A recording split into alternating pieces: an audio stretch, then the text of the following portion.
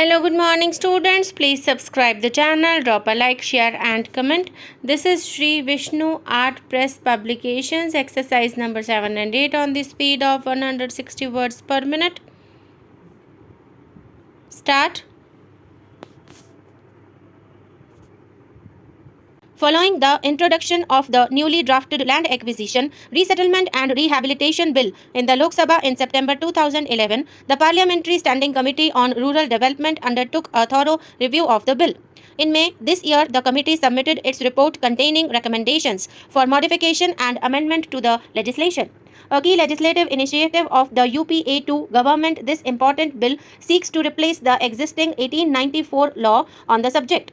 It entails a comprehensive revisit drawing upon the lessons of forced displacement and severely inadequate compensation that have characterized almost all past land acquisitions.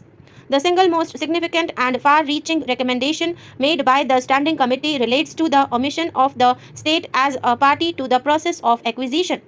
The committee, in its wisdom, believes that a party requiring land should negotiate the process of its purchase or acquisition directly with the owner without involving state agencies as arbitrator or intervener.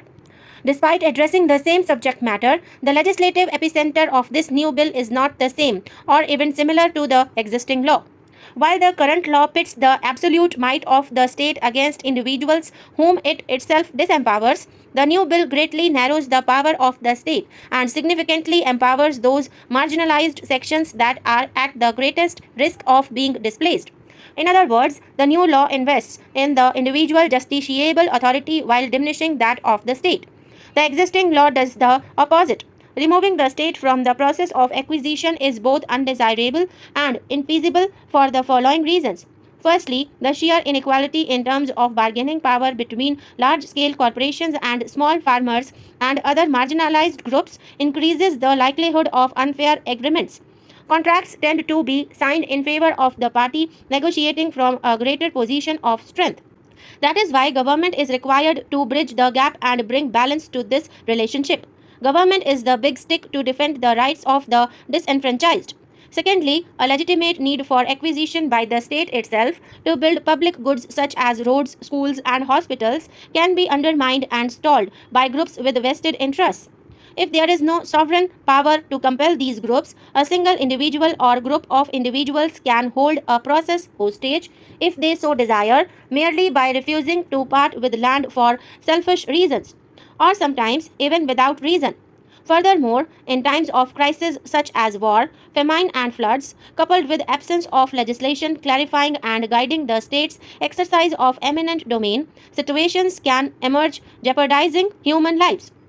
Thirdly, land can be acquired indiscriminately through transactions between private parties without giving any thought to its impact on surrounding areas and ecosystems. Many middle class Indians, when questioned, are quick to answer that they are non political. The same people would strongly advocate that every adult should vote, the most obviously political act in an electoral democracy. Politics permeates almost every aspect of our lives, and to create artificial divisions between our politics and ourselves causes confusion in how both our society and our politics is shaped. No social movement could therefore fail to recognize its relationship with political thought and action.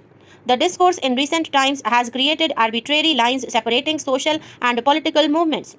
It has projected the political as being tainted, and this separation has alienated many of us from reasoned political thought and action.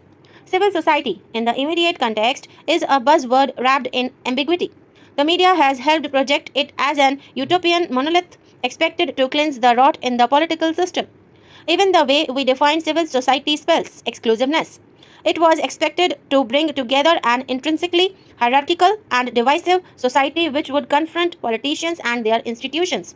A popular protest can bring these divergent sectors together for some time. However, it would be a mistake to romanticize or worse, equate civil society with a movement. A campaign needs to work out details, and a movement needs to have its own internal logic. Sweeping away all complexities and reducing the debate to black and white raises a threat to democracy itself. Social movements recognize this complexity and see themselves as a part of a larger political process. There is an innate understanding of the politics of fighting oppression and exclusion, and many have enriched and used democratic spaces that electoral politics does not offer. The leaders of the independence movement were political but with symbiotic connections with a vast range of social movements with stated ideologies. Social movements had strong ideological and political differences, but they demonstrated a deep commitment to democratic debate with a fundamental respect for difference and dissent. The independence movement was therefore a collection of a variety of socio political movements of depth and vision. Some sustained the political parties they shaped. Gandhiji, Ambedkar, Netaji, M.N. Roy, the communists, and many more continued to influence our political future. They fought for independence from the British despite sharp differences of a vision of India. Those visions were shaped by the social movements they helped establish. Some took public office, others, like Gandhiji and Jayaprakash Narayan, did not. Embedded as they were in political discourse, these visionaries believed that sustained change would primarily emerge from participatory democratic processes. Leaders do not give birth to movements. On the contrary, leaders emerge from them. A legal framework by itself is insufficient and is only a consequence of a movement that has already drawn large numbers of people into a sustained process.